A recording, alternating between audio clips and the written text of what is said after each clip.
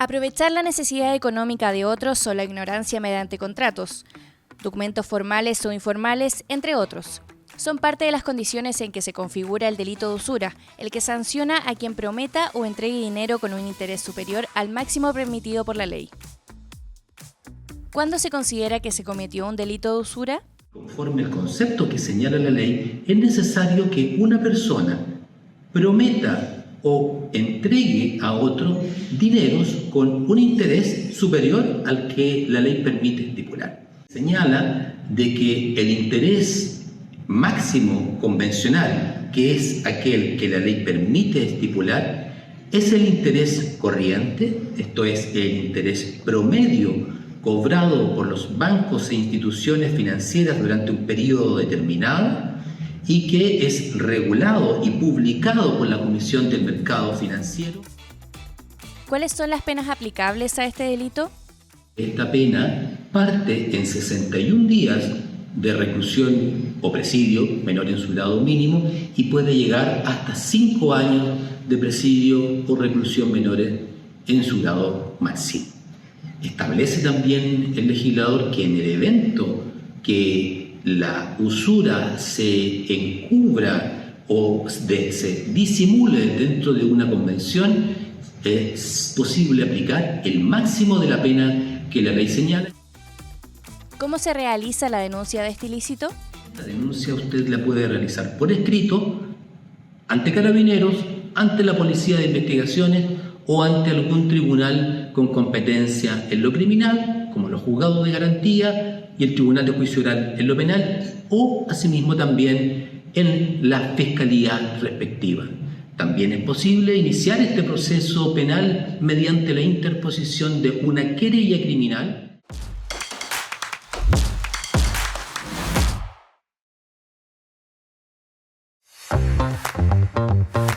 Las y los invitamos a un nuevo capítulo de Derecho en Movimiento. Esta vez conversamos sobre el Código de Ética del Poder Judicial, una herramienta disponible para los funcionarios y también para jueces y juezas. Sobre ello conversamos con la ministra de la Corte Suprema, Adelita Rabanales, quien ha encabezado este trabajo durante meses y por mandato del Pleno del máximo tribunal del país. No se lo pierdan, nos vemos en un próximo capítulo de Derecho en Movimiento. Acompáñanos en el camino hacia una justicia más ágil e innovadora. Esto es Derecho Movimiento, el programa que explora las nuevas fronteras judiciales. En este capítulo, Código de Ética Judicial. ¿Es necesario generar un texto de este tipo para las y los funcionarios del Poder Judicial? Esta es una de las preguntas que resolveremos en este capítulo. Un código de ética judicial es un texto orientador con valores, principios y estándares de conducta que faciliten y guíen el actuar de jueces y juezas en el ejercicio de su función, tanto fuera como dentro del tribunal. Resultado de un trabajo altamente participativo, este documento fue redactado cuidadosamente para promover la ética institucional y fortalecer la confianza pública. Está dirigido a quienes integran el escalafón primario del Poder Judicial, cualquiera sea su cargo, y también a cualquier persona que cumpla roles jurisdiccionales. Pero, ¿qué tipo de preguntas se pueden responder con el Código de Ética en el caso de ser jueces o juezas? ¿Qué deben hacer si son invitados a reuniones sociales o protocolares? Se debe evaluar la conveniencia de participar en las reuniones que pudieran afectar la independencia o que despertaran en cualquier observador razonable legítimas dudas sobre esta o bien que pudieran ser motivo de futuras inhabilidades. ¿Deben transparentar sus vínculos con otras personas o compromisos de cualquier tipo? Sí, las relaciones o compromisos de cualquier naturaleza que pudieran ser relevantes para que la sociedad pueda evaluar debidamente su independencia personal deben ser transparentadas oportunamente. Parte de estos lineamientos forman el Código de Ética, que fue resultado de un extenso y amplio proceso participativo desde la revisión de modelos comparados, entrevistas con expertos nacionales e internacionales, reuniones con las asociaciones gremiales del Poder Judicial y la aplicación de encuestas a los miembros de la institución y de la ciudadanía. Un trabajo que fue liderado por la ministra de la Corte Suprema, Adelita Rabanales, con quien vamos a conversar durante esta jornada. ¿Cómo está, ministra? Muchas gracias también por acudir a esta invitación. Muchas gracias a ustedes por invitarme y dar un espacio para la ética. Ministra, primero que todo partir quizás por lo que a la ciudadanía le llama más la atención, que cuál es la importancia de elaborar un documento como este y que el Poder Judicial cuente con un código de ética. Bueno, en general, el que el Poder Judicial cuente con un código de ética, que los poderes judiciales, porque en general los poderes judiciales de los distintos países cuentan con instrumentos deontológicos, códigos de ética, importa porque es mandar una señal fuerte a la ciudadanía de que existe una aspiración de excelencia y un compromiso con la excelencia. Entonces, un código propio viene a cumplir eso, a manifestarle a la ciudadanía cuál es el compromiso de los jueces chilenos y también hacer un código que tenga una identidad propia. Y también eso se produce ahí como una señal potente en medio de un momento complejo del Poder Judicial chileno. es una señal potente en cualquier minuto, pero hoy día cobra mayor relevancia, sin duda. Bueno, la preocupación por la ética judicial del Poder Judicial chileno no es de ahora tampoco. De hecho, el Acta 262 es anterior y desde 1961 no puede tener recuerdo de una regulación ética en el Poder Judicial a través de actas, planes estratégicos, recomendaciones generales. Entonces, todo eso se fue condensando hasta las actas que se refundieron en el Acta 262, que tiene esta declaración de principios que adopta el Código Iberoamericano, y el Código Iberoamericano tiene esta vocación que es de todos los países, los 23 países que integran la cumbre. Entonces había que darle un tono nuevo. Entonces este encargo con el que culmina este código actual es de abril del 2024. Ministra, y a propósito de eso, ya ingresando directamente en el Código de Ética, ¿qué características son las que tiene que tener un juez o jueza para conservar la independencia y cuál es el vínculo de esta denominada independencia judicial con la imparcialidad? La independencia significa que los jueces no estamos sujetos a injerencias ni internas ni externas. Y eso va más allá de una declaración, sino que las decisiones que tomemos tienen que estar exentas de toda presión, amenaza, evitar cualquier injerencia externa a nuestras decisiones. Porque eso es una garantía, en definitiva, es una garantía nuestra, pero más que todo, una garantía para los justiciables. De estar seguros que cuando vengan a plantear sus problemas al Poder Judicial chileno, a los jueces y juezas chilenos, van a obtener una respuesta que no va a estar presionada, no va a estar amenazada, no va a buscar la fama, no va a buscar el que lo alaben a uno, que sea, como le digo, fundada en los hechos y en el derecho de cada caso concreto, porque nosotros lo que hacemos es aplicar el derecho a los casos concretos. Nosotros no dictamos normas generales, como los legisladores. Nosotros resolvemos conflictos y entonces es una garantía para la ciudadanía. Ministra, y ahí, hablando derechamente del trabajo diario, ¿qué cosas pueden afectar esa imparcialidad? Se me ocurre, por ejemplo, algunos obsequios que puedan llegar a los diferentes tribunales. ¿Qué dice sobre eso el Código de Ética? El Código está hecho desde una declaración de un principio y hay una bajada que es unas orientaciones prácticas que van señalándole a jueces y juezas cuáles son las conductas que están reñidas con ese principio. La gente que acude a los tribunales no tiene por qué saber a quién conozco yo como jueza o juez, con quién me relaciono. Entonces, claro, el tema es transparentar cualquier relación que pudiere hacer pensar a un observador razonable. Y ahí hay un tema en el código y en los códigos de ética en general que se habla de un observador razonable, o sea, una persona que sea prudente, juiciosa. La idea es que hoy día sobre todo, nos atengamos a los márgenes más estrictos y transparentemos cualquier situación que pudiera hacer pensar a la gente que no somos o independientes o imparciales. Y por eso el código trae una serie de conductas que nos van señalando cómo hacerlo.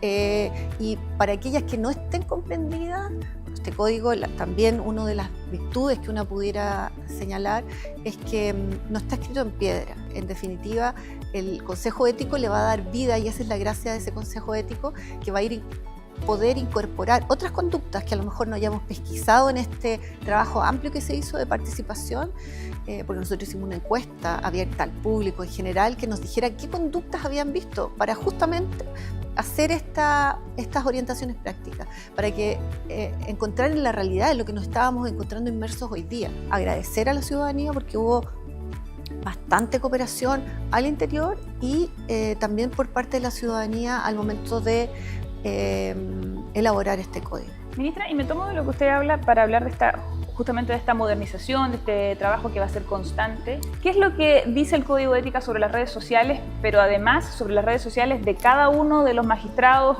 ¿Hay ahí también un comportamiento específico o lineamientos que se entreguen en esta materia? Nosotros incorporamos, dada la necesidad y en el fondo de encontrar una visión de la realidad, incorporamos el tema de las redes sociales, al igual que la inteligencia artificial. ¿Tenemos derecho a tener redes sociales? Claro, tenemos derecho como jueces y juezas a tener redes sociales, pero tenemos que ejercitar ese derecho con prudencia, y la prudencia está en conocer las consecuencias, las implicancias, conocer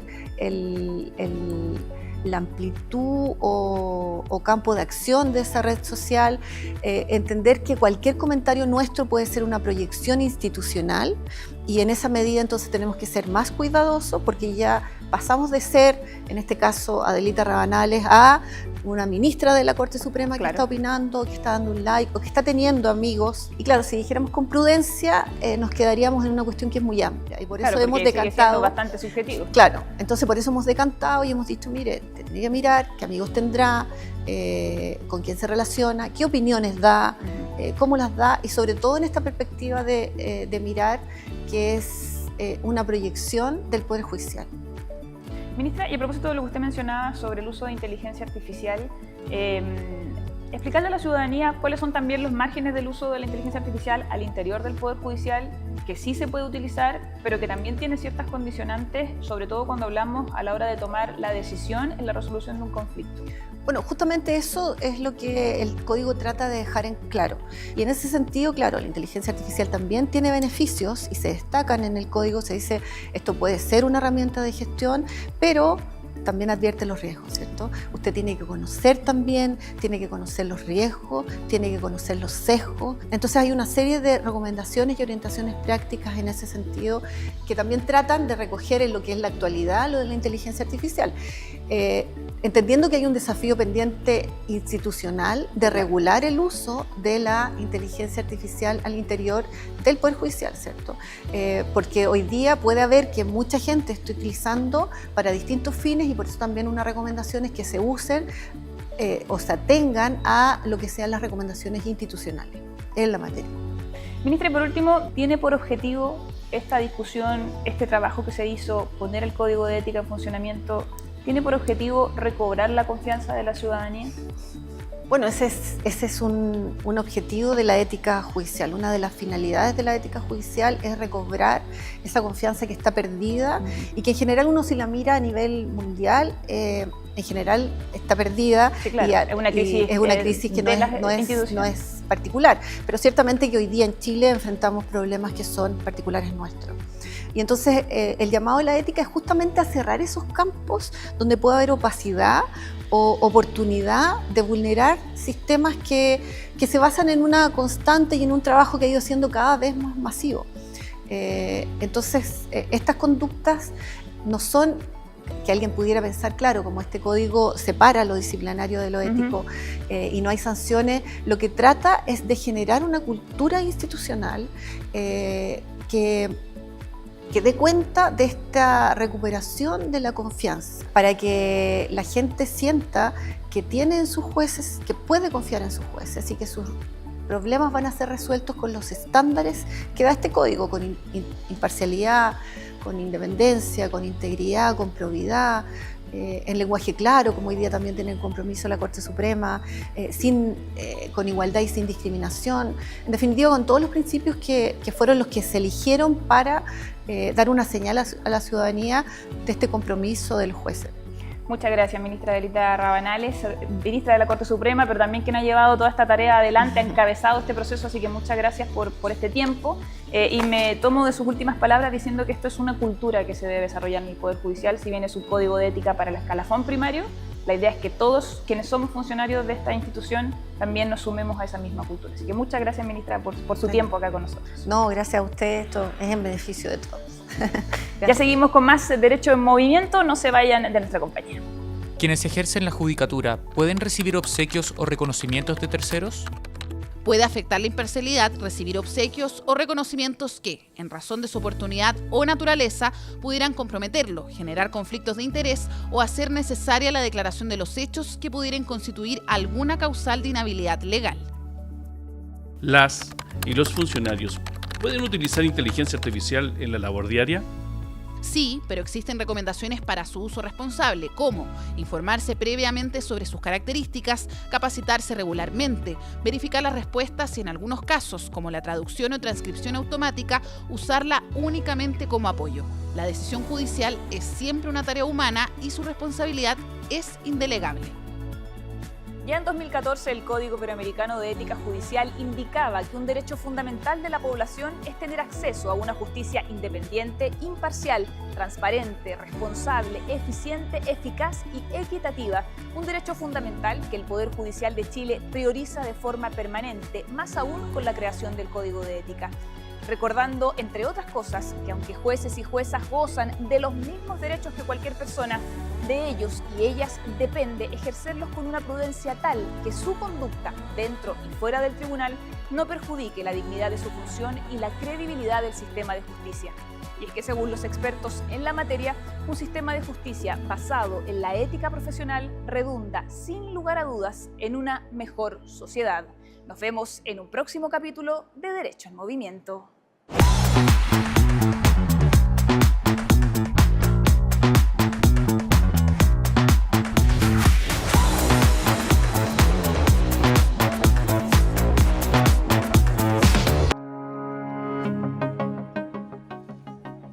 Durante una ceremonia protocolar y tras entonar el himno nacional, los miembros del Tribunal Calificador de Elecciones, TRICEL, firmaron y entregaron el acta de proclamación de la elección presidencial al mandatario electo José Antonio Kast Rist tras su triunfo en la segunda vuelta realizada el pasado 14 de diciembre. La instancia, liderada por el presidente del TRICEL y ministro de la Corte Suprema, Arturo Prado, contó con la presencia de quienes conforman la máxima instancia electoral, los magistrados Mauricio Silva Cancino, Adelita Rabanales, Omar Astudillo y el exparlamentario Gabriel Asensio. Los 100 años se cumplen en un año también que fue electoral, donde valoramos lo que fue el voto obligatorio, que permitió que más personas asumieran su responsabilidad cívica con el país. Fue una votación bastante histórica de la cantidad de personas que fueron a votar, junto con el trabajo que hace el CERVEL y se ratifica por el Tribunal Calificador de Elecciones. Nosotros tenemos un sistema electoral que nos permite transitar de un momento álgido, que son las campañas, a un momento republicano, donde se reconoce el triunfo de quien sale electo. Acto en donde asistieron los principales representantes de los tres poderes del Estado, entre ellos la hasta ayer máxima autoridad del Poder Judicial, Ricardo Blanco, y quien asume hoy la presidencia de la Corte Suprema, Gloria Ana Chevesic. Desde el punto de vista del tribunal, significó un trabajo intenso, de 2 meses prácticamente, en que tuvimos la oportunidad de hacer un recuento importante de mesas, y también de extender nuestra inquietud, digamos, cuando teníamos que abrir algunas mesas de sufragio. Creo que además hay algo que destacar para que la ciudadanía conozca que esta es la elección que ha tenido más participación ciudadana, porque hay un 85% del padrón electoral que votó. Esta proclamación es un acto de gran trascendencia republicana, puesto que ratifica formalmente la elección de José Antonio Kast como futuro presidente de la República, a asumir el 11 de marzo para el periodo 2026-2030.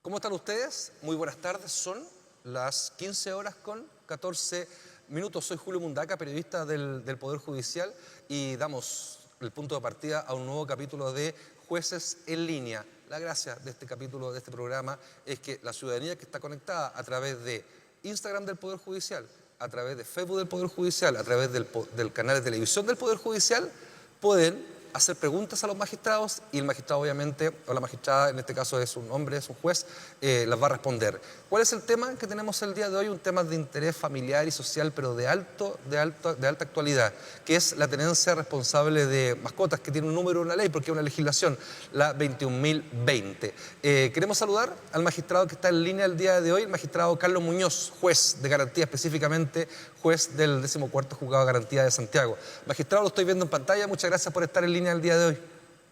Buenas tardes, Julio. ¿Cómo te va? Gusto saludarte. Saludar a todas las personas que están conectadas a este programa. Sí, un gusto para mí. Tenemos muchas personas conectadas, así que muchas gracias, magistrado, por su tiempo y buena voluntad. Lo conversábamos en la plataforma de Instagram, lo vamos a conversar de nuevo hoy, pero me gustaría, si pudiéramos partir, mientras estamos recibiendo muchas preguntas de la comunidad, me gustaría si pudiéramos dar brevemente cuenta de la evolución desde el sistema de justicia, evidentemente, que ha tenido la vida en sociedad, las mascotas domésticas y el cuidado responsable de estos animales. Bueno, efectivamente, debiéramos señalarlo así, que ha habido una evolución, ¿verdad? En nuestra relación. Yo agregaría en buena hora, buena hora que sea así, una evolución en nuestra relación finalmente con las mascotas o animales de compañía, como la ley lo describe, ¿verdad? En cuanto a una forma más,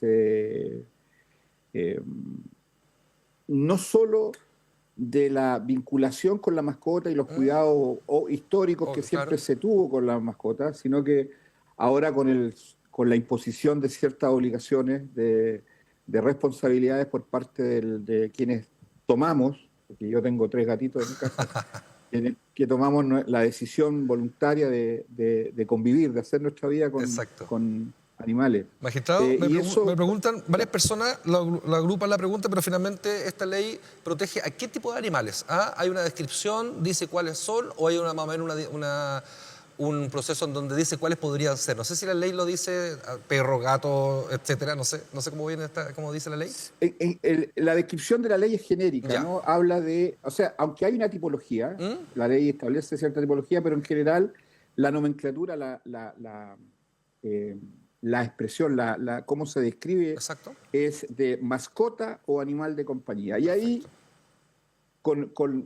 independientemente de la especie de que se trate, ¿verdad? Pero es una mascota o animal de compañía. Y hay otras definiciones, como por ejemplo el de animal peligroso, en fin, pero genéricamente la denominación es la que te indico, Julio.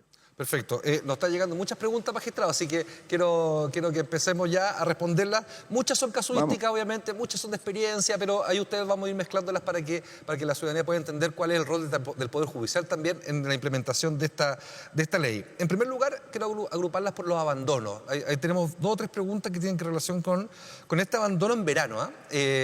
Uno ve particularmente, ¿cierto?, en muchos lugares del país que la gente sale de vacaciones, llena su auto, carga las maletas, los bolsos arriba del vehículo, ¿cierto?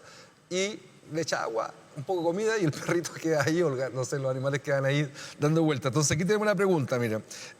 Rocío dice, durante este fin de semana vi que en 2 casas del lugar donde yo vivo, los vecinos se fueron de vacaciones y los perritos quedaron dentro de la casa, obviamente dentro del patio, con agua, con comida, pero finalmente solos dentro de un fin de semana en donde tuvimos temperaturas extremas de calor durante esta jornada.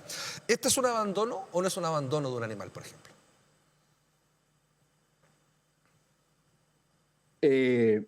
La ley define el animal abandonado. Ya, a ver. Bien. Lo define como aquel animal que está descuidado por sus dueños y que deambula, dice la ley, por lugares públicos, ¿no? Y en este concepto también se incorpora aquel animal, mascota o animal de compañía, que queda al interior de algún recinto particular, casa, departamento, como la persona que preguntaba, y que queda solo sin ningún tipo de cuidado. Lo interesante, por lo tanto, hay un concepto de la ley de animal abandonado. Y de este concepto derivan una serie de situaciones que son muy importantes. La primera de carácter, digamos, que creo que es lo más importante, que se entiende que que el abandono del animal es una forma de maltrato animal. Perfecto. Y el maltrato animal es un delito. Exacto. O sea, no es algo menor. Perfecto. Por lo tanto, lo segundo, perdón, Julio, y lo segundo dice relación con las responsabilidades. El animal, es decir, el dueño de una mascota o de un animal de compañía es responsable por los daños que ocasiona, ¿sí? Sí. Entonces, si el animal queda abandonado, si está en la calle y circula, todo el perjuicio que puede ocasionar el animal, el dueño sea responsable. Y en estos periodos de vacaciones, a veces, a diferencia de esta crueldad finalmente, que es dejarlos solos por semanas o días, con un poquito de alimento y agua que se las arreglen solos, también ocurre la figura que es muy habitual de encargarlo al vecino, ¿no? Al vecino o al pariente que vive cerca, se vaya a dar una vuelta a la casa o al departamento para renovarle el agua o ponerle más alimento. Ese tercero, digamos, que no es el dueño, también por esa decisión, por el cuidado que presta, también se convierte en responsable civilmente, de cierto punto de vista, porque adquiere por esa situación una responsabilidad. Y eso la ley también lo contempla. Perfecto. Nos preguntan, siempre relacionado al abandono, pero también puede ser por la violencia, finalmente, ¿a quién debo denunciar si yo soy testigo de una situación como usted describe, magistrado? Me preguntan, pero también otras como más violencia o un abandono más brutal. La ley, ¿a quién dice que yo tengo que denunciar esta situación? De un punto de vista de las infracciones a la ley, a la ley 21.020, la ley Cholito, de eso estamos hablando, la autoridad competente para la fiscalización y en consecuencia naturalmente para hacer las denuncias son las municipalidades. Perfecto. Y la autoridad sanitaria correspondiente, pero principalmente la municipalidad, es la que tenemos ahí a mano, ¿verdad? Exacto. Y cuando el hecho denunciado pues puede, digamos, asimilarse o entenderse que es derechamente un maltrato animal, me imagino que después me van a preguntar qué es el maltrato animal. Ahora evidentemente las policías, carabineros, PDI y directamente el Ministerio Público, porque, reitero, es un delito. Perfecto. Acá tenemos algunas consultas sobre los daños. Usted decía los responsables civiles o los responsables de las mascotas. Finalmente, el perro de mi vecino, dice Claudia, finalmente es un perro que, si bien tiene dueño, vive en una casa, etcétera, pero todas las noches sale y destroza mi jardín permanentemente. Lo he hablado con el dueño, lo estoy parafraseando porque es largo el mensaje, pero lo he hablado con el dueño, pero no hay solución. ¿Qué hago? Si fuera yo la persona que está preguntando, ¿qué debería hacer frente a un episodio donde hay daños producto de una mascota que está mal cuidada, obviamente, y la dejan libre en la calle? Hacer la denuncia correspondiente en la municipalidad. En la municipalidad, perfecto. En la municipalidad o en Carabineros, probablemente Carabineros podría derivar también el tema de la municipalidad. Ojo, el incumplimiento de las normas de la ley Cholito tiene castigo, es un castigo de carácter pecuniario, económico, de multas. De 1 a 30 unidades tributarias mensuales. Ahí tú me ayudas, Julio, no sé, alguien nos ayudará cuánto serán dinero eso, pero de 1 a 30 unidades tributarias la infracción. Por ejemplo, la persona que consultaba, si el vecino no hay caso, no corrige la situación, bueno, habría que hacer la denuncia correspondiente, la municipalidad enviará a un inspector municipal, se tomará la denuncia correspondiente y quien la aplica, en consecuencia, es el juez de policía local. Perfecto. Correspondiente. Perfecto. Aquí viene la consulta que usted nos decía y que usted quería responder. Finalmente, la ley, la norma, ¿qué es lo que define como un maltrato? Partimos por el abandono, pero finalmente la ley, ¿cómo consigna para entender lo que es un maltrato dentro de este marco de la normativa de ley Cholito? Maltrato animal. Sí. para que se logre entender el concepto. Es un concepto, yo diría, complejo, porque tiene dos o tres contenidos importantes. Primero, acción u omisión. Ya. Todo tipo de acción u omisión, ¿no? A propósito de que tú, Julio, señalabas, dejar un perrito o un gato en la casa, me voy de vacaciones y lo dejo sin hacer nada, sin tomar ningún tipo de resguardo, expresión de maltrato. Segundo, ocasional, o sea, ocurrió en un momento determinado, o de carácter periódico. Perfecto. O reiterado. Tercero, intencionalidad. Tercer componente, intencionalidad. Y finalmente, que le cause dolor o sufrimiento al animal, a la mascota o al animal de compañía. Perfecto. Son esas cuatro, la definición de la ley recoge esos cuatro elementos para configurar el delito de maltrato animal, que está castigado, regulado y castigado en nuestro Código Penal. ¿Y cuáles son las penas que tiene esta ley, magistrado? Bien. Vamos a hacer una distinción. A ver. ¿No?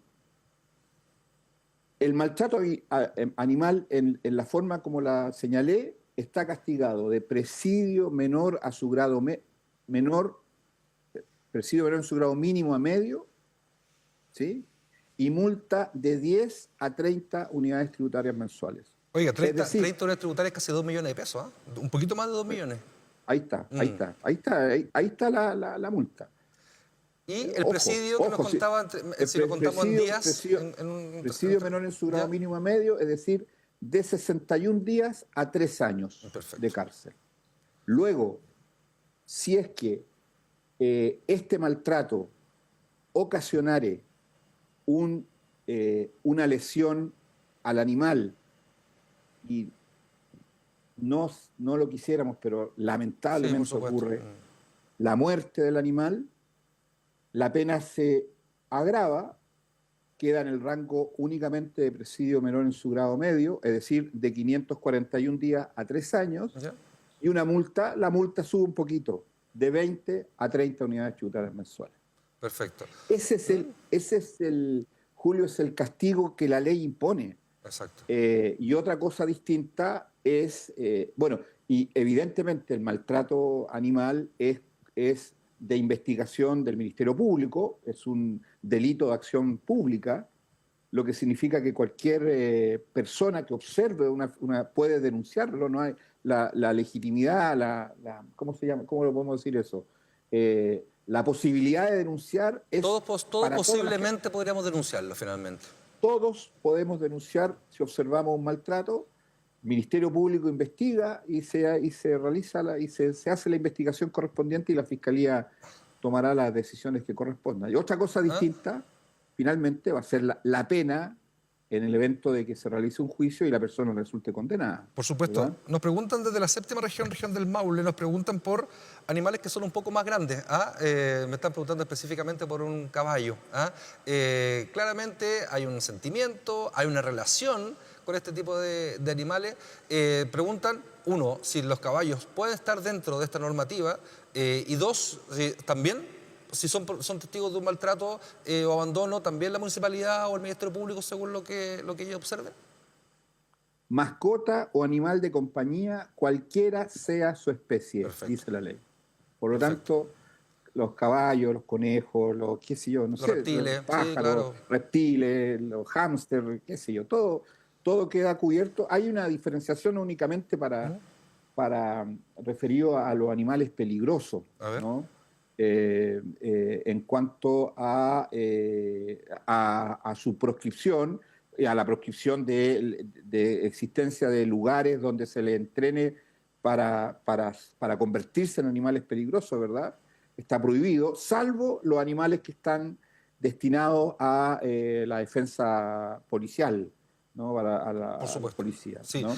Pero el resto de los animales queda todo calza en la ley. Pero me pregunta Alma Sánchez, dice, finalmente si los tribunales, los jueces de garantía tienen la atribución, por ejemplo, para incautar animales maltratados, para poder generar procesos de solución médica o dentro de un cuidado razonable dentro del Estado. O sea, ¿qué atribuciones, aparte de la multa o de la sanción, tienen los jueces de garantías para proteger estos animales? ¿Sabe, Julio? Quien tiene esa facultad son las municipalidades. También, perfecto. Las municipalidades tienen la facultad para... La ley habla de comiso. Es un concepto técnico, muy jurídico, que se diga comiso, pero en términos prácticos, es la facultad para tomar el animal, llevarlo a un albergue e incluso buscar la posibilidad de buscar nuevos dueños que lo puedan adoptar. La otra posibilidad, en términos de castigo que tienen los jueces, particularmente tenemos los jueces de garantía, es la de imponer una pena accesoria a la privativa de libertad y a la multa. Perfecto. Que es la inhabilitación absoluta perpetua para tener nuevamente animales. O sea, la persona castigada por este tipo de delito, tan terrible por lo demás, por su componente, porque los animales son... Cuando los animales es nobleza nomás, es cariño, es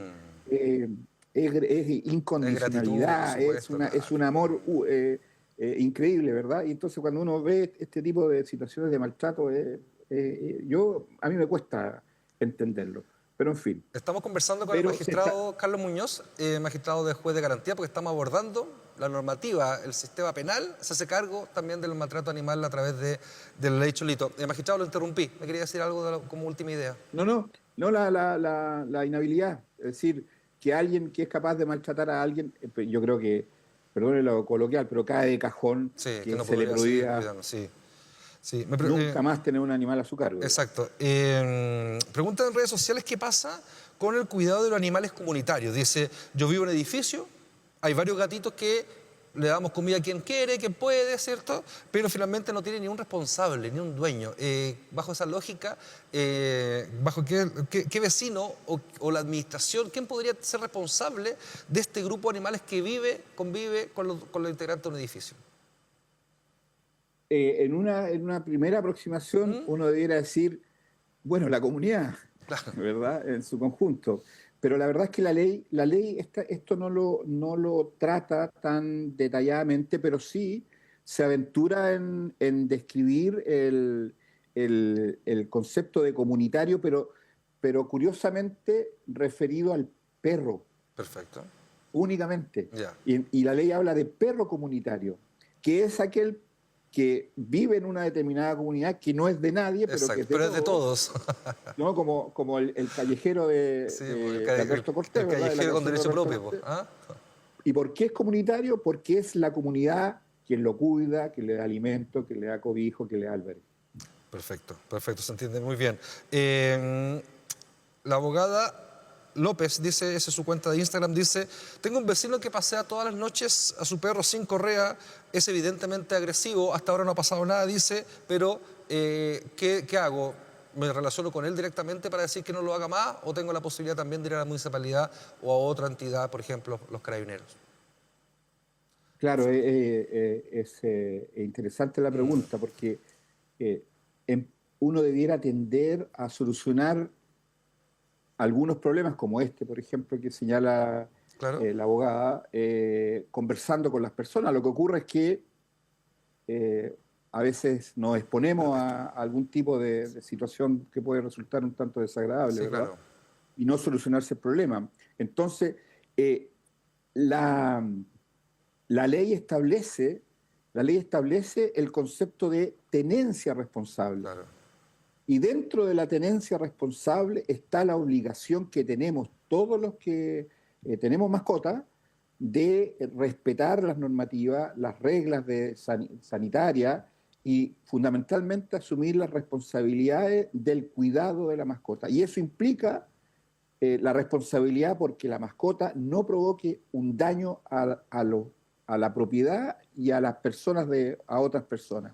Entonces esta persona que pasea el perro bravo por la calle tiene la obligación de, cuando haga esa actividad de pasearlo, tomar medidas de precaución. Si no las toma, está cometiendo una infracción a la ley. Y como les señalaba, las sanciones de esta ley están castigadas, previa denuncia, evidentemente, 1 a 30 unidades tributarias mensuales. Sí. Es la precaución finalmente, porque lo que va a decir el dueño de la mascota es que no hace nada, evidentemente, ¿cierto? Y hemos visto por décadas en la noticia finalmente perros que muerden niños o personas adultas, hasta que obviamente el accidente no hace nada, se siente atacado, estresado por alguna razón y pasa el accidente que nadie quiere. Se asustan, pueden estar enfermos. Exactamente. En fin, exactamente. Preguntan, esta pregunta es muy clave porque es una conversación que también se está dando. Dice, ¿los legisladores consideran a los animales como seres sintientes en esta ley o es una discusión que va a venir en otro momento o en otra norma finalmente? Yo creo que está dentro del contexto, Julio, de la evolución que hablábamos al comienzo. Yo preferiría señalar que la ley Cholito lo que hace es reconocer a la mascota o al animal de compañía como un ser importante que debe ser respetado y cuidado por las instituciones y por las personas que los tienen. Creo que el alcance de la ley llega hasta ahí. Ahora, uno tiende a pensar que podría existir ese componente de animal sintiente en la ley, pero me parece que debemos avanzar aún más para llegar a un estadio evolutivo en este sentido que nos permita tener esa concepción finalmente. Sí, miren, es una pregunta muy interesante porque tiene que ver con los cuidados que les dan a los animales en vacaciones. Arthur Foucault, en la cuenta de Instagram que nos pregunta, dice, mire, mi perrito tiene un robot, ¿ya?, que da comida y agua a medida que mi perrito lo necesita. Tengo cámaras todo el día y lo veo, pero no pude llevarme las vacaciones, por lo tanto le dejé agua y comida y la cámara encendida dentro del departamento, por lo tanto está completamente alimentado, cuidado y protegido en el sentido que lo estoy mirando, dice.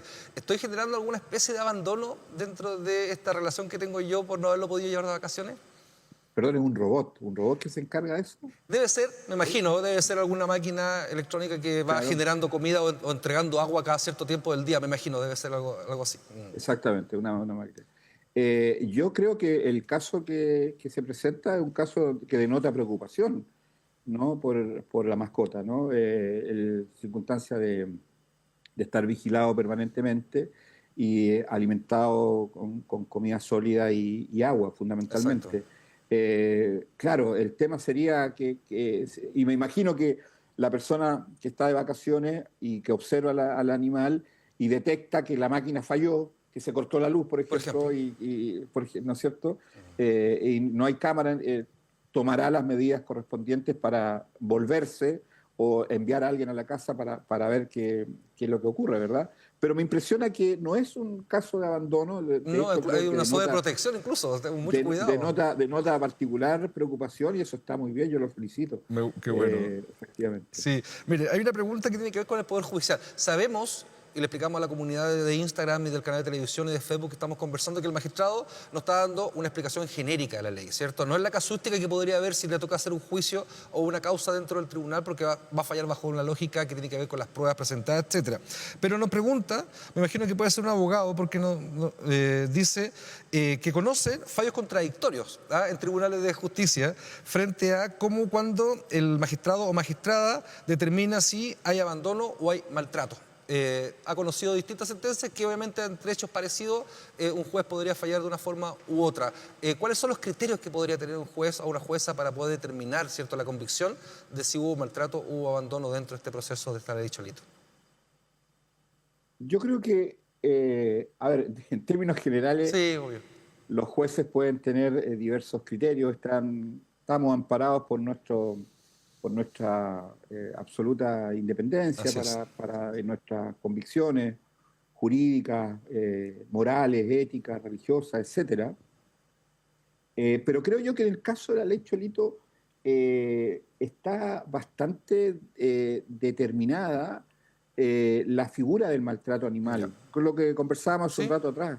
Entonces, creo yo que el ejercicio debiera para nosotros los jueces ser simple entre comillas quiero decir, sí, ¿no? por supuesto. En cuanto a para comprobar si en un caso determinado concurren estos requisitos. Es decir, si se maltrató efectivamente o se dejó botado un animal, si fue ha sido de manera permanente o ocasional, si hubo la intencionalidad de maltratar a la mascota y el daño producido. Entonces, los jueces normalmente, Julio, lo que hacemos es porque estamos motivados, estamos guiados por una cuestión de legalidad evidente. Por supuesto, se llama una legislación. Claro, entonces simplemente se ventila en tribunales, claro. Claro, y ajustamos la conducta del sujeto, del hechor, del imputado, del autor, la ajustamos a la norma. Y ajustada, uno debería decir, bueno, ¿podría explorarse algún criterio distinto? La verdad es que a mí me da impresión de que es bastante claro el punto, digamos, y como bien dices tú, está obviamente sometido a prueba y a la valoración de esa prueba para la decisión final, pero en cuanto a decisión, ¿qué podría hacer el juez? Podría a lo más señalar, bueno, esto fue puntual, fue ocasional, no hay historial, no tiene... Sí, pero la ley dice que también puede ser ocasional, ok, lo descartamos. No, yo no le hice nada, lo que pasa es que lo dejé votado, omisión, también está castigado, ¿me entiendes? Entonces, tal vez el sufrimiento, y ahí creo que podría haber algo a discutir, tal vez sea el tema del sufrimiento, el daño propiamente tal ocasionado a la mascota, el que podría generar algún tipo de conflicto. Es decir, para llegar a determinar si efectivamente hubo un daño o un perjuicio provocado al animal. Sí. Me refiero no visible, ¿no? Porque de repente, obviamente, sí, hemos conocido casos terribles de maltrato, en donde el daño es obvio, evidente, ¿verdad? Pero hay otros en donde, cuando es particularmente periódico, permanente, en donde al perro se le encierra, está todo el día ladrando porque no le dan comida, ¿me entiendes? Sí. Ahí no hay un daño evidente no hay una foto que yo pueda sacarle, evidentemente, no hay una prueba que pueda entregar, sino que tiene que ver con valoración nada más. Me preguntan lo siguiente, dice, en el lugar donde yo vivo hay una persona que tiene 10 perros y una cantidad importante de gatos también, no están abandonados, pero es evidente que tienen un mal vivir porque no tienen dónde comer, pasan permanentemente en la calle. Esa condición de como yo lo cuido también es objetiva y también alguien podría detener que hay una posibilidad de, no sé si de maltrato, pero generalmente un mal cuidado cuando yo no tengo las condiciones mínimas para que ese animal viva. Absolutamente. Ya. Una de las obligaciones que tenemos todos los que tomamos la decisión de tener mascotas o animales de compañía es proporcionarle a la mascota todos los cuidados que la mascota precisa. De alimentación, de albergue, atenciones veterinarias, la obligación de registro, Julio. Sí, muchas preguntas vienen del chip y el registro, así que se lo vamos a pedir después. Tenemos que registrarlo. En fin, entonces, una persona que tal vez con el total buen digamos, proceder, porque quiere mucho a los animales, pero vive en una casa pequeña, en malas condiciones, con problemas de salubridad y está además lleno de animales, evidentemente que no va a satisfacer esas obligaciones y en consecuencia se ve expuesta a una infracción a la ley. Por supuesto, y me imagino que también alguna vulneración también a salubridad, a la salud del entorno. Salubridad pública. Evidentemente. Tenemos muchas preguntas sobre el registro. ¿Uno está obligado a hacer el registro de su mascota? ¿Comprar el chip, acudir a esto, tener obviamente este carnet? No sé, ¿se nos podría explicar un poquito la obligatoriedad de esta inscripción? Es una de las expresiones de la tenencia responsable, ¿no? Perfecto. Es decir, la tenencia responsable impone ser responsable con nuestras mascotas, es una serie de obligaciones. Ya he mencionado algunas, ¿verdad? Sí, claro. A cuidarlo, darle cariño. O sea, yo digo, uno tiene mascota, la ley tiene que decir que uno tiene que dar cariño. es como, no sé, es tan obvio, es tan evidente cuando uno toma, pero sin embargo hay maltrato, ¿verdad? Sí. Y dentro de eso está la obligación de cumplir con todas las responsabilidades y medidas que la autoridad impone. Dentro de ella está la del registro. Entonces, el registro es, dentro como expresión de la tenencia responsable, el registro es obligatorio. Hay un registro nacional de mascotas o animales de compañía. Y hay una serie de registros de animales de casa, registros de instituciones de criadero, en fin, de una serie de otras instituciones, pero el registro común, digamos, de todos quienes tenemos mascotas, es el Registro Nacional de Mascotas o Animales de Compañía. Perfecto. Y es una obligación la inscripción. Esta inscripción, Julio, implica los datos del dueño, completos, nombre, root, domicilio, datos de la mascota, ¿no? Nombre, número de registro, raza, especie, etcétera, etcétera. Y algún otro requisito que Perfecto. Hay un número de identificación que... Sí. Magistrado, para ir terminando ya, hemos recibido muchas consultas, deben ser uno de los programas con más consultas que hemos tenido durante el último periodo en Jueces en Línea. Voy a parafrasear porque tenemos muchas consultas sobre este aspecto. Si yo soy testigo, observo que hay un maltrato, un abandono, para los tribunales es importante, por ejemplo, que yo tome pruebas, saque una foto, grabe un video, a lo mejor... si yo quiero decirle al vecino, cuide mejor a su animal, alguien me pregunta, ¿es mejor que le escriba un correo para que haya una prueba que yo ya estoy denunciándole, que le estoy advirtiendo que está incumpliendo la ley?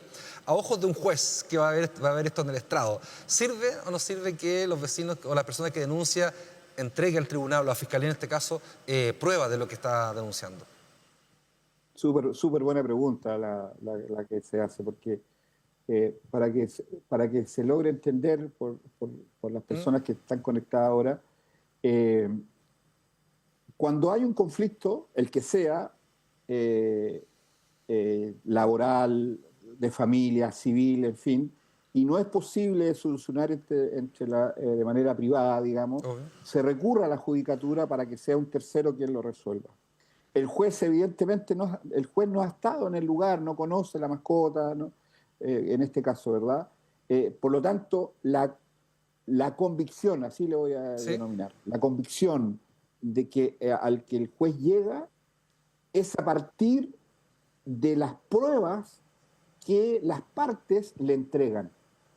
Entonces, en casos de maltrato animal, por ejemplo, u otro tipo, digamos, pero particularmente maltrato animal, evidentemente que un correo electrónico va a servir para dar un contexto, porque se va a contar una historia. Mira, este caballero, la comunidad insistentemente, por ejemplo, a esta señora le enviábamos correos, hablábamos con él y no hubo caso.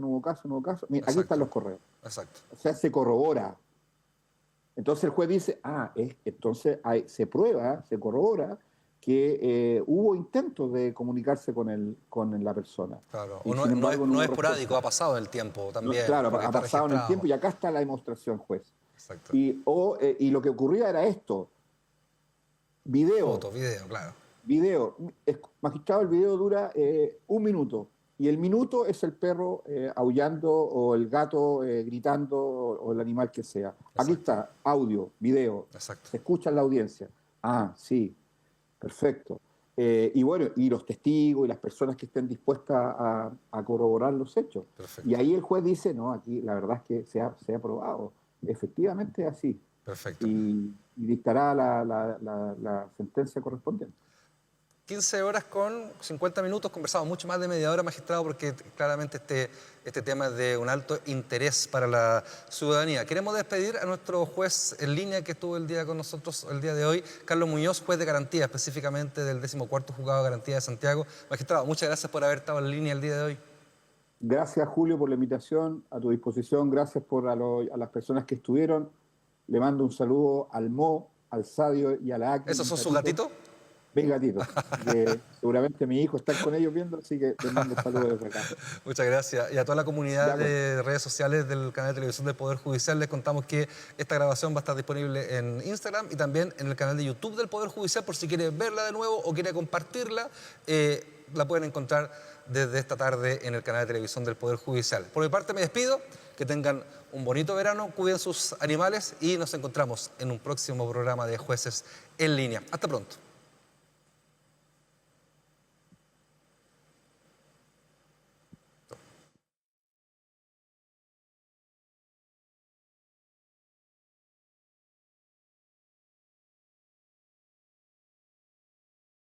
¿Cómo están? En la próxima edición de nuestro programa En Palabras Simples vamos a hablar sobre la prescripción de los delitos y para eso justamente nos va a acompañar el doctor en Derecho y también abogado penalista Gustavo Balmaceda. No se lo pierdan.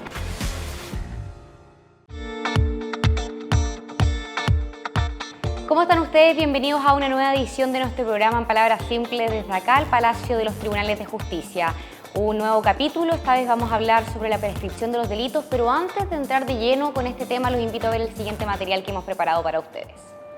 La prescripción de la acción penal regulada principalmente en el Código Penal es la imposibilidad de ejercer una acción judicial contra una persona una vez transcurrido el tiempo determinado para hacerlo.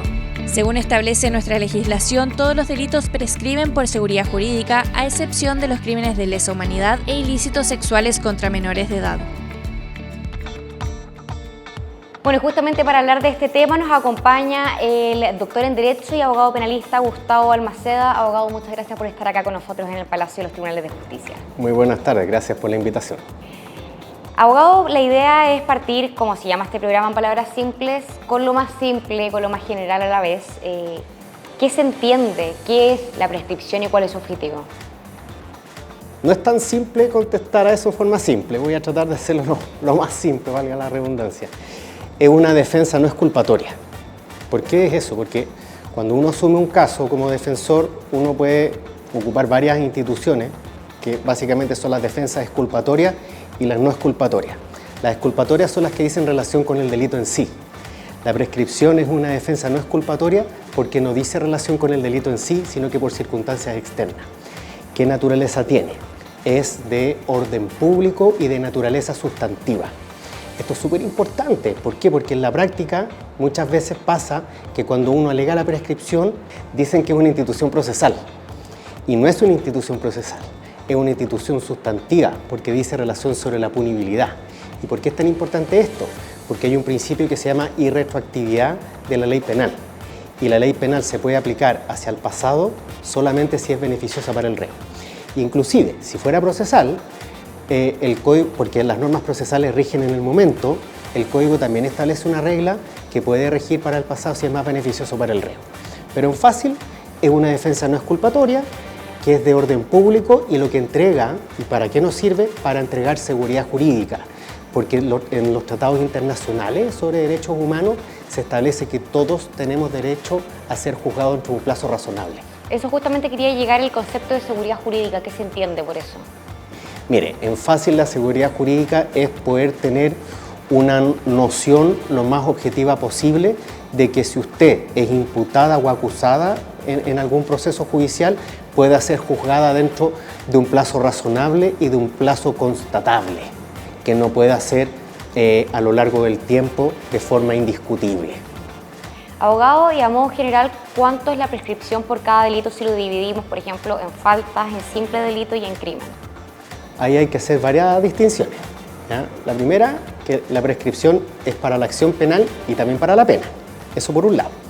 Por otro lado, tenemos prescripción para las faltas, como usted dice, para los simples delitos, para los crímenes y también tratándose del residuo perpetuo. ¿Bien? Simple calificado. Exacto. Y también está el tema de los delitos imprescriptibles. Entonces, si vamos de menos a más, 6 meses para la falta, 5 años para los simples delitos, que es la regla general en Chile. Si uno se pone a revisar el catálogo de delitos, la regla general es el simple delito.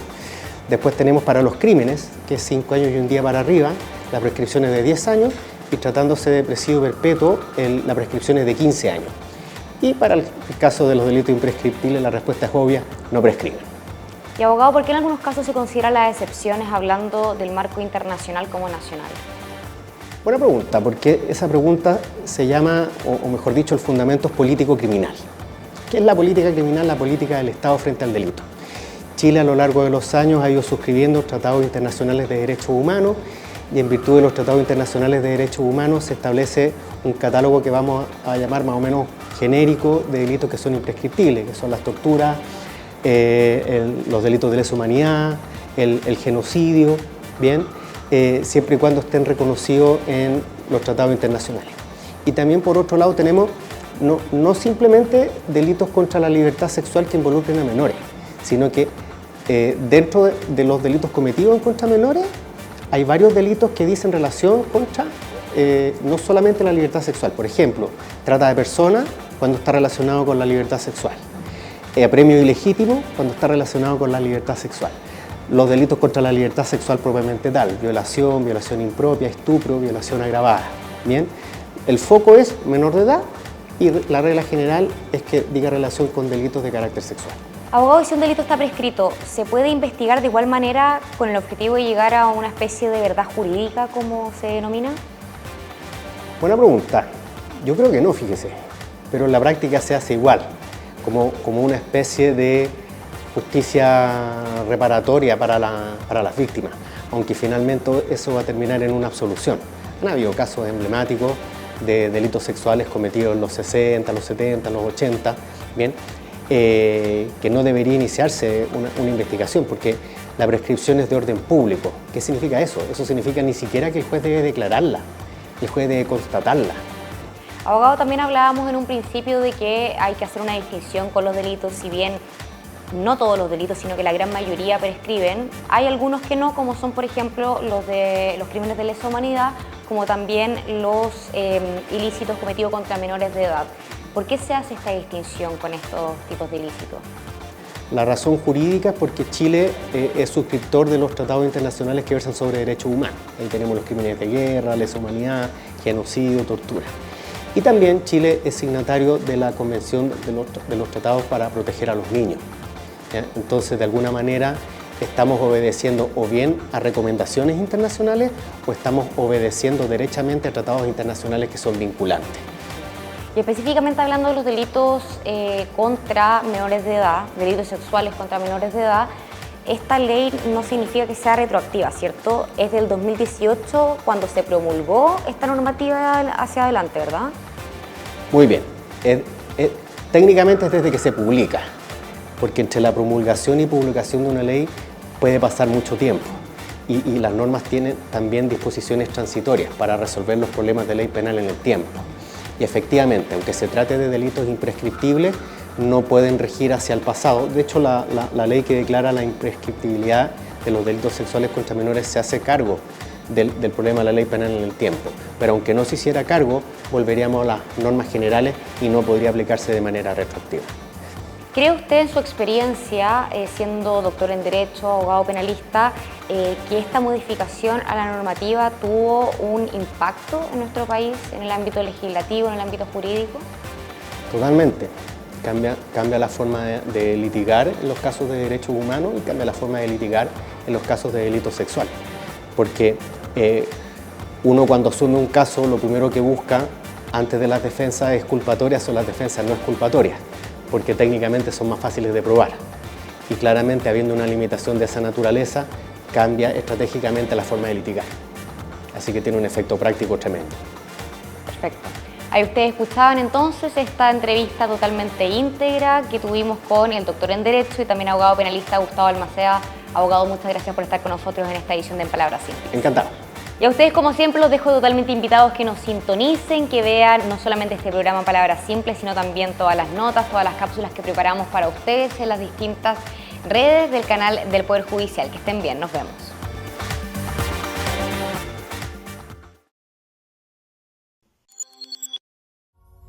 Hoy, 13 de enero, la Corte de Apelaciones de Chillán conmemora con orgullo su 89º aniversario. Desde nuestra fundación, en 1937, hemos caminado juntos a los habitantes de Ñuble, asumiendo el compromiso inquebrantable de administrar justicia con imparcialidad, transparencia y humanidad. 89 años de historia representan el esfuerzo de generaciones de ministros, jueces y funcionarios que han dedicado su vida a proteger el bienestar de las personas y fortalecer nuestro Estado de Derecho.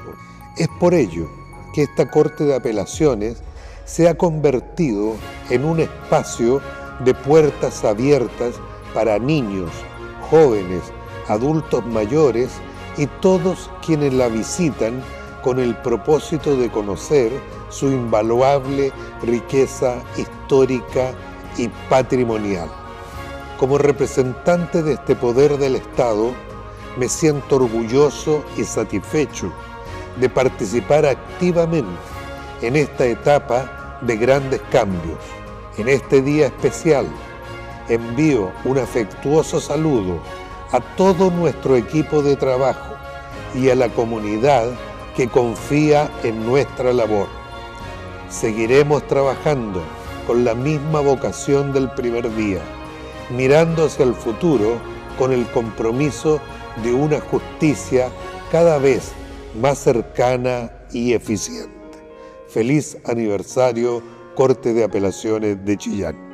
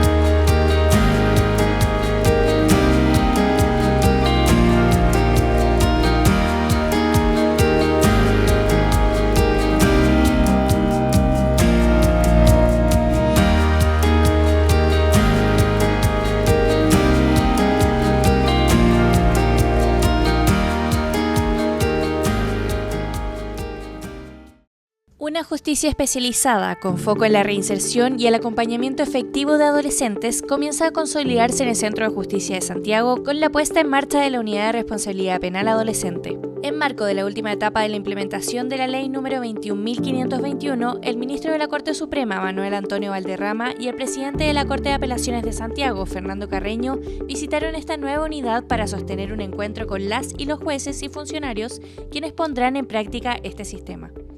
La importancia es que van a haber jueces, 8 jueces decidió la Corte, para ver los temas de responsabilidad penal adolescente, lo que es muy importante a nivel sociedad, a nivel de la preocupación por los jóvenes infractores, porque aquí va a haber una dedicación exclusiva respecto de los magistrados y magistradas en relación a la función que van a cumplir. Ahora que un grupo especializado de jueces se aboquen a su causa, yo creo que va a significar un avance en el sentido de que se van a ver más rápido los procesos y, como les digo, yo pongo énfasis en la rehabilitación. La Unidad de Responsabilidad Penal Adolescente funcionará de manera exclusiva en el Centro de Justicia de Santiago, articulando audiencias, control de ejecución y coordinación interinstitucional, incorporando además herramientas de justicia terapéutica, reforzando el carácter de reinserción del sistema. Esto como parte de la entrada en vigencia gradual que incluyó las regiones Quinta, Sexta y Metropolitana. En principio, la ley 21.527, que es la que modifica la ley 20.084, si bien en un principio siempre se tendió a la especialización, con la introducción de la ley 21.527 la recalca más aún, porque no solo el juez tiene que estar especializado, sino también el fiscal y el defensor. Con la entrada en vigencia de la ley en la región metropolitana, esta unidad especializada se proyecta como un pilar clave para la justicia penal adolescente más eficiente, coordinada y centrada en la reintegración social.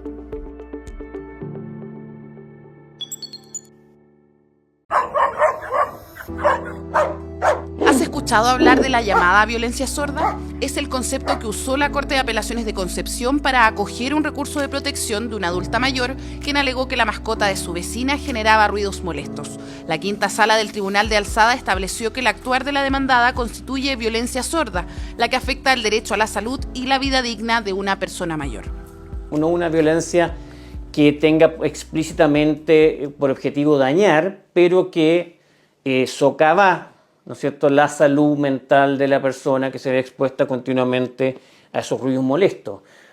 ¿Qué dice en relación con las relaciones vecinales en general? Muchas veces se sufre situaciones de esta naturaleza, ya sea por un perro o ya sea por una música estridente, etc. Y eso evidentemente produce afectaciones y más todavía en poblaciones vulnerables. El fallo agregó que la persona mayor presenta patologías, lo cual amerita mirar su situación desde una razonable perspectiva precautoria y de precaución. Además, invocó la ley número 21.020 sobre tenencia responsable de mascotas y animales de compañía, que regula la responsabilidad por los daños de las personas y a la propiedad. Así, la sentencia explica que en este escenario se aplica un test de proporcionalidad, esto es, ponderar ambos intereses, la vida digna de una persona y la protección animal. La ley 21.020 contempla no solo derechos, sino que también ciertas obligaciones para los tutores de mascotas y animales de compañía. Y muy importante, también adoptar las medidas razonables y proporcionales que garanticen no solo el bienestar para las personas afectadas, sino que también que aseguren la integridad y también el bienestar de los animales comprometidos. Esto es muy importante porque también se tiene que tener presente que se deben buscar soluciones pacíficas y adecuadas para estos casos. En este caso, el tribunal penquista resolvió que la vecina demandada debe adoptar las medidas necesarias, entre ellas incluso el aislamiento acústico del espacio ocupado por su mascota, acciones que deben ser fiscalizadas por la Municipalidad de Hualpén.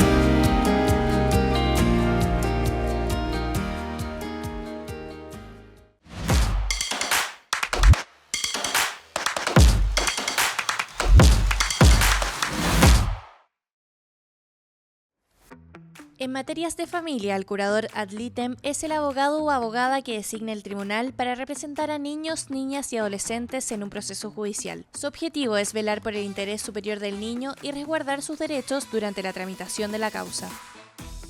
¿Cómo surge la figura de curador ad litem en materia de familia? La curaduría ad litem o la designación de un curador siempre se había hecho para representar eventualmente niños, niñas y adolescentes, pero cuando surge la Ley 19 de 1968 se habla expresamente de la obligación que tienen los tribunales de designar un curador ad litem para que el niño, niña o adolescente que dentro de un determinado proceso pueda eventualmente tener intereses contrapuestos a sus progenitores. No obstante, en la actualidad, con la Ley integral de la infancia, con la dictación de esta ley, se implementa la defensa específica de niños, niñas y adolescentes y obligatorias cada vez que los niños tengan participación en un proceso. ¿En qué causas específicas se designa esta figura? Generalmente se designan en aquellas causas de relación directa y regular, en las causas de cuidado personal, en las causas, muchas veces causas de filiación. Esto es cuando se reclama una filiación materna o paterna o se pretende impugnar una filiación, por lo tanto determina la identidad de los niños, también muchas veces se designan, y a las causas por medidas de protección en que se va a determinar alguna medida de protección cuando los niños se encuentran vulnerados en sus derechos. Al ser representado por un curador ad litem, ¿el niño, niña o adolescente puede intervenir en el proceso? En esa calidad, el niño puede tomar contacto directo con su abogado o con su abogada, hacerle presente sus requerimientos e incluso el abogado en representación de este niño, niña o adolescente disponer de los recursos que dispone el sistema procesal. Por lo tanto, esto permite relevar al niño como un sujeto de derecho, pero también como un sujeto procesal dentro de la tramitación de causas de familia, así como están su madre, su padre o eventualmente sus abuelos u otros parientes, también está el niño y evita que quede omitido el niño como un sujeto más de la causa.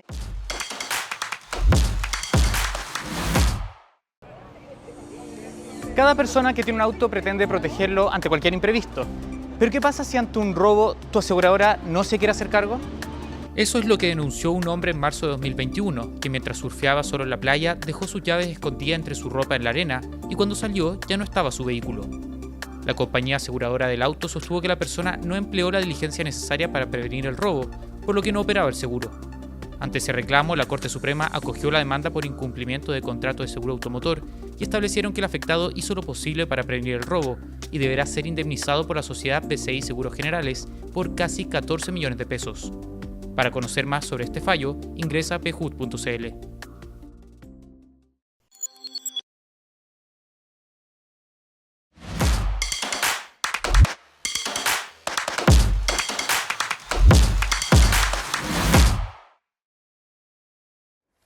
Las medidas cautelares son una herramienta provisoria que restringe o priva de libertad al imputado durante la tramitación del procedimiento judicial para asegurar su desarrollo. Las partes involucradas en un caso pueden solicitar al tribunal la revisión de las medidas cautelares para que éstas sean modificadas o revocadas por un juez o jueza. ¿Para qué sirven las medidas cautelares? Las medidas cautelares en el procedimiento penal chileno se decretan para asegurar algunos de los fines del procedimiento, que pueden ser la seguridad de la sociedad, la seguridad de la víctima, la investigación y el peligro de fuga. ¿Qué debe evaluar un juez al momento de revisar una medida cautelar? Principalmente verificar que la medida cautelar esté cumpliendo para los fines para los cuales fue decretada y además que existe necesidad de su decreto. ¿Cómo se procede en casos de prisión preventiva? La medida cautelar de prisión preventiva puede revisarse en cualquier momento del procedimiento y, obligatoriamente de oficio, el tribunal debe revisarla una vez transcurridos 6 meses desde su decreto o desde la última revisión. ¿Cuáles son las garantías por las que debe velar un juez durante la audiencia de revisión? Principalmente es la garantía del debido proceso, que dice relación, entre otras cosas, con que en la audiencia deben estar presente el Ministerio Público, representado por el fiscal, el abogado defensor y el imputado. Audiencia en la cual se asegurará la bilateralidad de la audiencia, que dice relación con que cada uno de los intervinientes puede manifestar lo que estime pertinente a su pretensión y sus derechos, así sea para mantener la medida cautelar o revocar la medida cautelar, según si los fines para los cuales se estableció se mantienen o no a la fecha.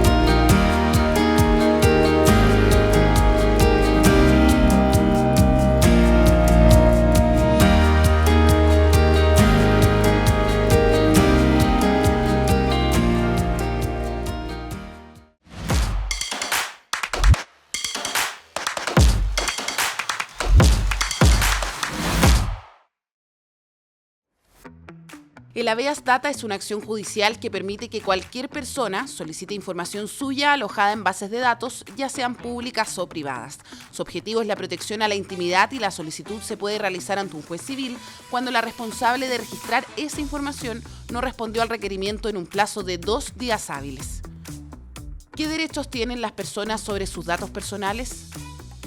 Principalmente el derecho al acceso, que es conocer la información que se está almacenando sobre su persona en bases de datos, el derecho a la rectificación, que es solicitar la actualización de los datos, la supresión, pedir la eliminación de los datos cuando estos ya no deban ser tratados por estar caducos o no existir un fundamento legal para su almacenamiento, la oposición, negarse a entregar la información cuando ésta ya no sea relevante, y además la portabilidad, que es solicitar la entrega de los datos en un formato electrónico estándar para su transferencia. ¿Qué antecedentes se deben presentar en la reclamación?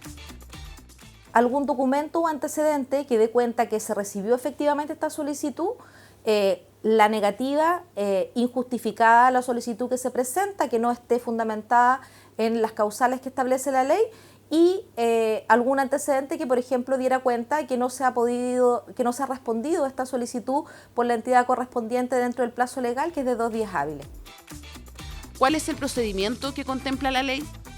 Una vez que el tribunal recibe la reclamación, verifica que estén los datos para su debida admisibilidad, da a conocer esta reclamación a la empresa o entidad correspondiente y le da un plazo de 5 días hábiles para que presente sus descargos. Y si es que efectivamente verifica que existe una infracción donde se esté atentando contra los derechos que tienen las personas sobre sus datos personales, va a ordenar lo correspondiente, la eliminación, el bloqueo, que se le entregue la información correspondiente a la persona, y además en la sentencia puede establecer indemnizaciones si es que ya son pedidas en la reclamación, y por supuesto se acompañan antecedentes que puedan fundamentarla.